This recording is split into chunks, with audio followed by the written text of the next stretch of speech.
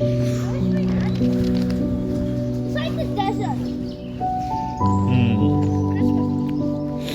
നല്ല രസമുണ്ടല്ലേ? ഇത് നമ്മുടെ പറമ്പിലും ഉണ്ടാ ഇതൊക്കെ, നമ്മുടെ നാട്ടിലും ഉണ്ട് ഇതൊക്കെ. പക്ഷെ ഇവിടെ കാണുമ്പോൾ ഭംഗിയുണ്ടെന്ന്.